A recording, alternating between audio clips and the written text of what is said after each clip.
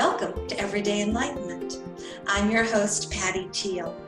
My guest today hardly needs an introduction. Barbara Marx Hubbard is beloved by the whole world, I think, and definitely the Santa Barbara community. Barbara is an amazing communicator and visionary. She's an author, speaker, and co-founder and president of the Foundation for Conscious Evolution. Barbara believes that humanity is on the threshold of a quantum leap. If we're able to integrate newly emergent scientific, social, and spiritual capacities, we could transform ourselves to move beyond our current global crisis to a magnificent future. And I cannot wait to hear about it. I'm honored to have the chance to bring Barbara Marx Hubbard to us today. Welcome, Barbara. Hello, hello. So nice to meet you. I wish I could touch you, but this is just the next best thing. Yeah. So you've done so many things in your lifetime, and you've been such a visionary. I know just recently you were honored at the film festival in Sedona, called Illuminate Film Festival. And I know you have new things. So let's start with the new things, and then we can wind around to other things, because you mentioned, as we were talking just before the show, that you have a new initiative for the emerging species, and I definitely want to hear about that. Well, I have been realizing for some time that we are at the next stage of human evolution. We're facing a breakdown that could destroy our life support system, but on the other hand, we're facing breakthroughs and innovations so huge that they can lead to a next stage of evolution. And if you want to give a name to this human species that's doing this, I call it homouniversalis. And Homo universalis would be the name of our species that includes our spiritual, social, scientific, and above all, high-tech capabilities. Because if you add artificial intelligence, nanotech, biotech, quantum computing, robotics, and all that to our spiritual and social evolution, you have a species with powers of our ancient gods. And most people who are in the spiritual movement don't relate to the people necessarily in the high-tech movement, and vice versa. But if you look at it, when you hold, I mean, I do this all the time. When I hold the cell phone in the palm of my hand, I'm holding the global brain. Wow. Yeah. It's true. Yes. In this little tiny thing is the Google search for anything, anywhere in the world, and everything going on all at once in my hand. So I took that personally. Mm-hmm. We happen to be holograms going with the speed of light on internet right now.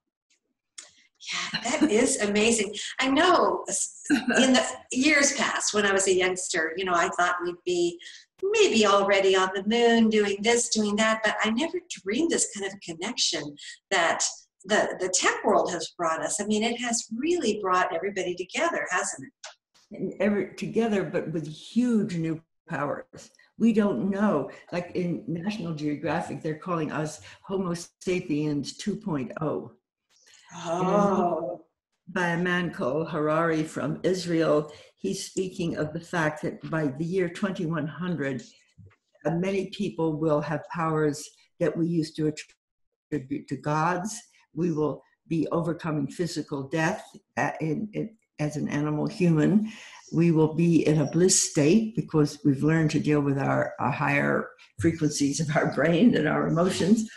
So most of us are going along as though we're dealing with problems and we might solve them. And it's all more or less the same. But what I'm discovering is that there are new humans here. And the new humans are going to be a new awakening species. Because these new humans are already psychologically and spiritually attuned to what's evolving inside themselves. Wow. They are already attuned to want to innovate and create. They're already attuned to being interested in cosmic evolution.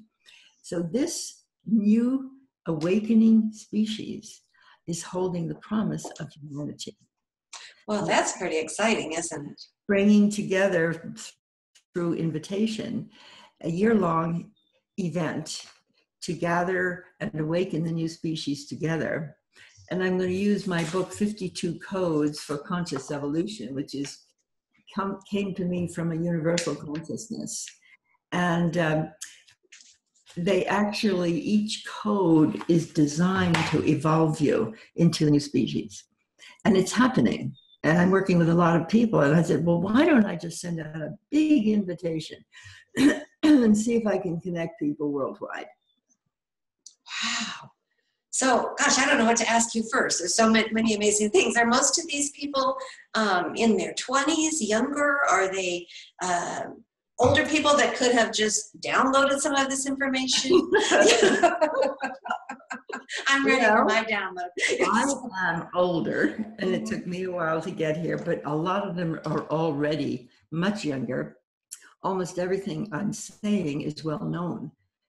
It's not like this is an esoteric, the first discovery of quantum physics or something really hard. This is actually, we know the crisis, we know we're innovative, but even more, we know internally we want to create more, love more, be more. I would imagine you are one of them. I hope so. Why are you doing this program? Tell me your motivation. Oh, gosh. Well, one of the main motivations is I love to talk to people like you. I kind of like to hear about the cutting edge, and so many people are coming up with these amazing healings, and they may come about it from a slightly different direction, but it's really the same basic thing, and I love to share it. Well, that's what you're doing, in your own way. Just what I'm saying needs to be done. We need to identify it, connect it, and share it. Right. And currently, however, you do not see any of this in the news. No. Mm-mm. The news reports on what is not working. That's true. If you had a nervous system and a body that only told you what didn't work and never gave you pleasure, joy, inspiration, you would be sick most of the time. So we have a kind of political sickness where everything is problem-oriented and can't quite be solved, and we are dealing with separation all over the place.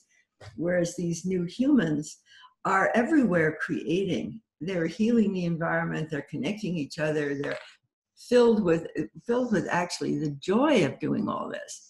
So that's the new species. That's the new species. Yeah. And the one, how old are you, my dear? Oh gosh, I'm 60. So I'm not, oh yeah, I'm not a youngster. I thought you were going to say 30. Yeah, so no, I've been around a while. So, can't quite believe it myself. No, this is truly, truly amazing. Uh-huh. You see, you're already, well, you're not even a young, I mean, I was thinking you're maybe 30. No, I do work with a lot of youngsters and at the Sedona Maga Retreat Center where I work, and it's been delightful because even though they have a different kind of an energy, which is wonderful, some of them are so wise beyond what you would ever expect from someone who's 23, 27, or 30 years old. It's been amazing to get to know them. So they are part of the uprising of the new species because they're all empowered with the global brain. They're all empowered with the internet. They're all empowered with increased intelligence. They're all empowered with things that can work robotics so that we don't have to be doing subhuman work. They have to become entrepreneurs. I mean, the whole system is being evolved at the level of people who say yes to their creative potential. Right. So this has been such a lifetime passion of yours. It started when you were very young, didn't it? Well, it did, but I think it started for me for real when the U.S. dropped the bombs on Japan, the atomic bomb, and I recognized that if we continued to use that power and self-centered consciousness, we could destroy our entire world. So my question was, what's the meaning of the new power that's good? And I found actually nobody knew. You know, nanotech, biotech, artificial intelligence, what is the meaning of all that? That's good. So I decided to try to find out. And I think I found out it's creating a new humanity, a new species, a new era of evolution. That's what it's doing. Mm-hmm. So this is a question I don't know if anyone can answer. I mean, do we have to learn things in such a rough manner? I mean, I know all the horrible things that happen are probably a catalyst for us changing, but can't it be a little easier? So that, and are there two different species happening now? Turn this phone. It seems as though some people are evolving so beautifully and so wonderfully, but then there's also kind of others that are they becoming a different species that are going another direction filled with. Well, I think there could be a whole assortment. Okay. But the ones I'm talking about are basically motivated by love. Mm-hmm. And I like the phrase, my friend Mark Gaffney, the phrase is evolutionary love. Yeah. It's love, not only personal love, it's love that comes from the deeper process of creation that's internalized in you as you're yearning to create, to love, to be. Mm-hmm. And I mean, that's what's happened to me at 87. I feel my cells are regenerating because, you know, they're sensitive to consciousness, epigenetics. So if your consciousness is that you have more creativity to do, every cell in your body gets that. So in terms of health and vigor and beauty and excitement and pleasure, you know, life evolution is actually motivated by pleasure. What feels really good to do. So it clearly feels really good to you to know people and to understand people. So you're pleasure oriented, not pain oriented. Yes, and I try to even wake up in the morning. What would be fun to do today? Yeah, and you're not doing this out of pain. Yeah. You know, even though the crisis may move you, your basic intuition is by attraction. So this is the new species is evolution by attraction. Evolution by attraction. You are really good at coming up with new words and terms that you just hear them and you know exactly what they mean, but even though it's something that you've never ever heard before. I have another friend, his name is Don, in case he listens, in Santa Barbara, and he is in his 90s, and he is just full of vim and vinegar, and he writes every day. He writes his amazing poetry. He's just an amazing role model, and yet so many people kind of don't go that direction. Of course, who knows what health issues are going to bother somebody, but how can somebody age like you and Don? You see, it has to do with motivation. If you don't have motivation, you can be very mentally ill by the time you're 30. I had people in my family who were very brilliant, but they didn't have a clear motivation and they died. They overdosed on drugs. They did all kinds of things. They were brilliant, they were highly educated. And Abraham Maslow said this to me once years ago. He said, the key factor is motivation. It's not intelligence, beauty, athletic ability. It's degree of motivation. So the people who are the new species are highly motivated to be creative, give their gift, to express. So it's motivation probably is the key. Yeah, that makes sense. Is it important to live for a power or a cause greater than yourself, or it doesn't really matter unless it's as long as it's something motivating you? What do you think about that? I think it has to be of service. Okay. And this is from Abraham Maslow. It has to be self-rewarding to you to do it. Right. And of service to others. Yeah. So like, take yourself. How much you're being paid to do this show? Oh. So why are you doing it? It is definitely self-motivating for me. There you for are. Sure. Yes. Why you're a new species right there. Yeah. You're not doing it because of pay. And most people I know are paying to do their work, or they're entrepreneurs to give themselves a chance to do more of their work. So the whole word work changes. Something you have to do to support yourself to do something else. to what you do to express your most great creativity that's of service. Isn't that the truth? It's so true. I think for myself, and maybe for most people, when I'm being creative, that's certainly when I'm absolutely the happiest and feel in the flow of life. Yeah, exactly. So that's the great privilege.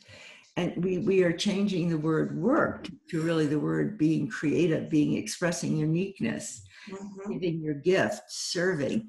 And there's the joy. Actually, that's where the joy is. The joy is not in vacations. I mean, the joy is not in buying expensive clothes. The joy, it can be for a few minutes you love it. I mean, I love to have a beautiful dress. It's not that. Yeah. If you say in your life, what has given you joy? It's love, but then there's kinds of love. There's just personal love.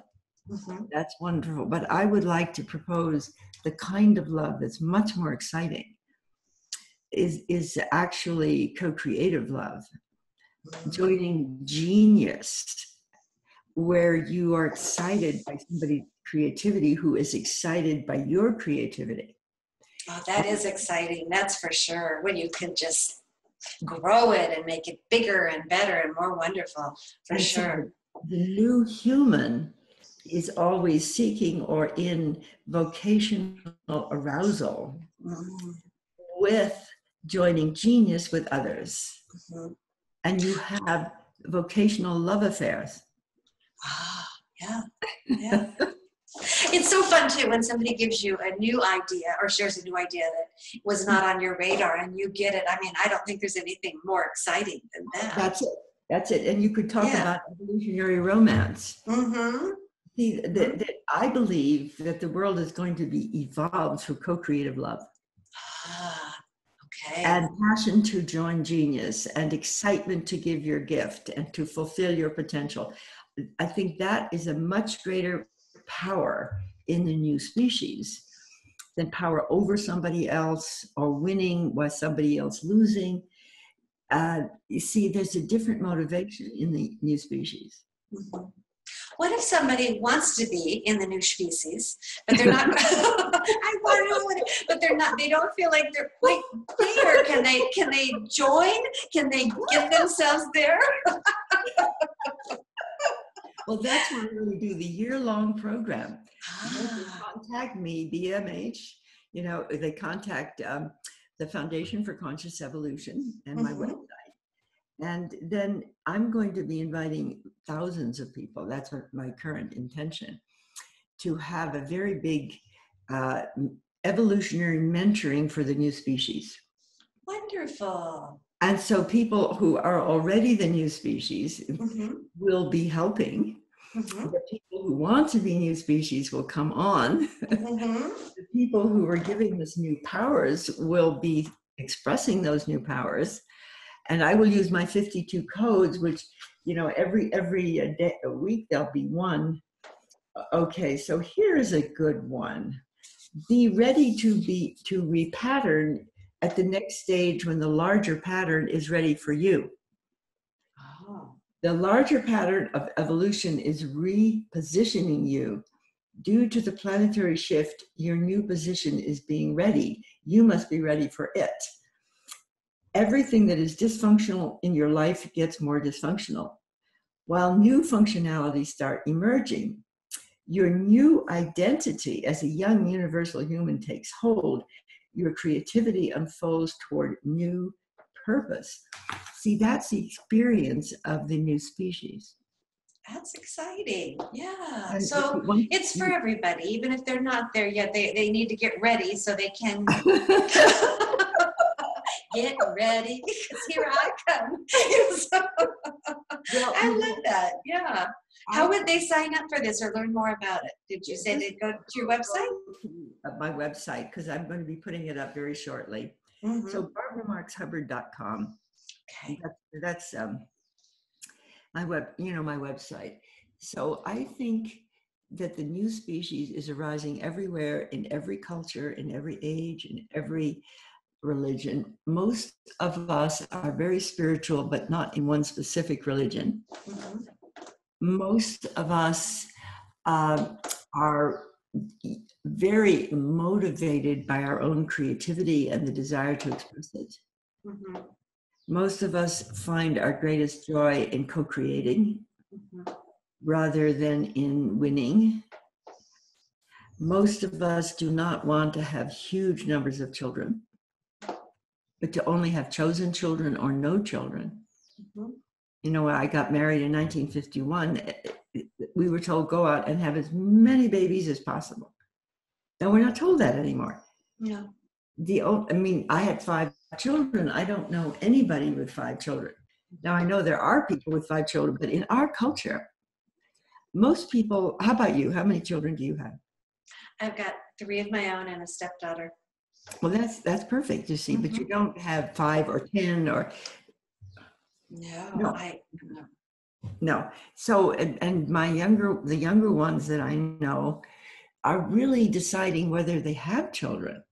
Well, and the youngsters, I call them youngsters, they're really beautiful, young, advanced adults.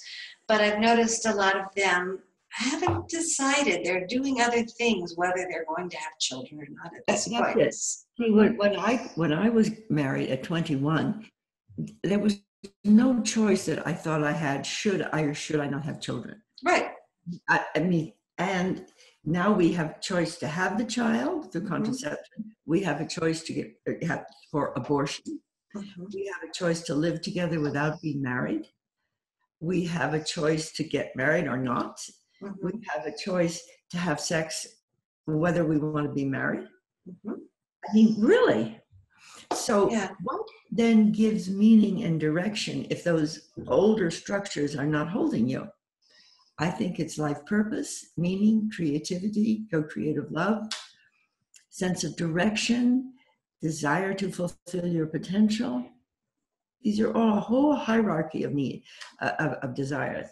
And then if you're in basic need level, Maslow's 1 level, then you have to do everything in your power to get your basic needs met. But that even for the people who have to struggle with that, that's not the be all and end all of life. And here's another very interesting thing. Many women do not want to get married and have children. They want to realize their potential. So the relationship between man and woman is changing. Man as the breadwinner and woman as the wife and home keeper, because more women are graduating from law school than men. I mean, the whole thing is topsy-turvy here. I think it's harder to be a man than a woman because a woman has much more freedom and a man is still more in a success-oriented part of life. Yeah, you might be right there. Well, I like so much too that if somebody knows they're not a homouniversalis yet, that there's still hope for them. If they're depressed or they're just working for their basic needs, that they can still learn how to have a happy, joyful life with a higher purpose. So, I think the key for everybody is inner purpose. Yeah. Now, here's another statement I like to make, the next level of Thomas Jefferson. Here it is. We hold these truths to be self-evident. All people are born creative. Yes. And it's so interesting. So many people think they're not creative, and I totally agree. Everybody's creative, different ways. All people are born creative, endowed by our Creator with the inalienable right and responsibility to activate your creativity for the good of the self and the whole human family, or whole, really, nature and world family. So the people who are left out have to activate a deeper motivation. And as Maslow was pointing out during the whole Haight-Ashbury drug culture time, that some people didn't want to live. And he said, as a doctor, he thought, you know what? What if they don't want to live? That's okay too. It's not, but if you have a passion to express yourself and to evolve, in most cultures, certainly in our world, there's some way for you to get a step forward. To get there. And boy, yeah, Barbara, you just crush any type of ageism, because I think that's what drags so many people down too as they get older. Oh, it's too late for me. You know, if only I'd done it when I was younger. But really, it's never too late, is it? I mean, the number of things I'm starting up at 87. Oh, yeah. It's amazing. So if you can do it, maybe we can do it. Not like you, but we can do something. No. The fact is, everybody can do it. Mm-hmm. We hold these truths to be self-evident. Right. All people are born creative. Now, is that true?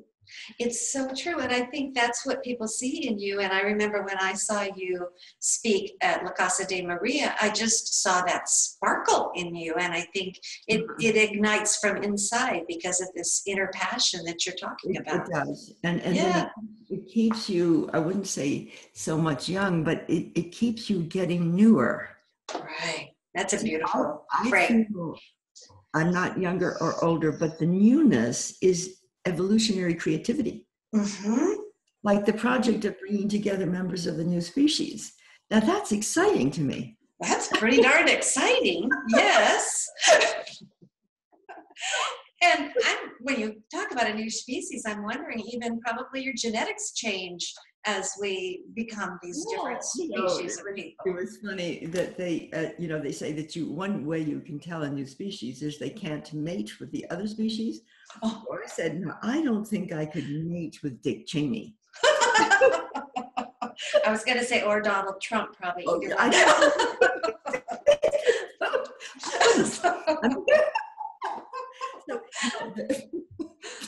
I'm sorry I said that.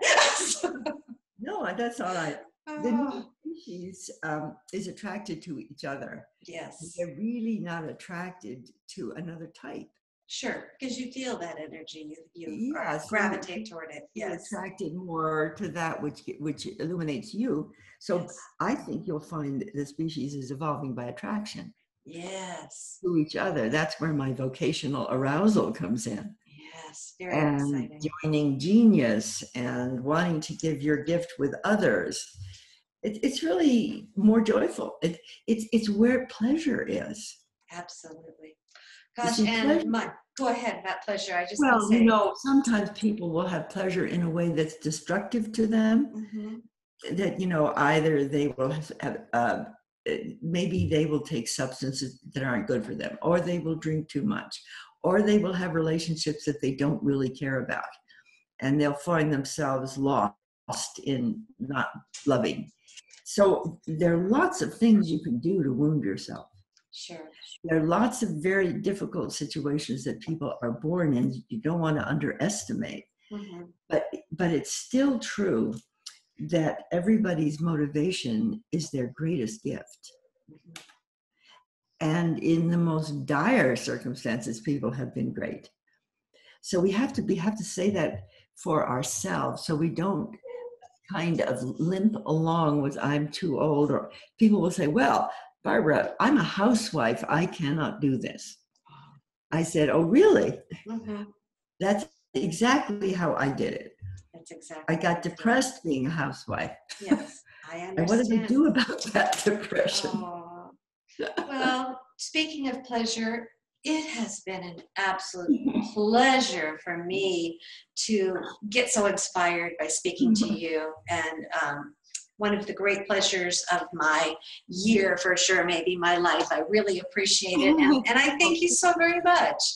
And please send us a copy of this. I certainly will. All right. And have a lovely week. Bye now, Barbara. Bye-bye. Bye.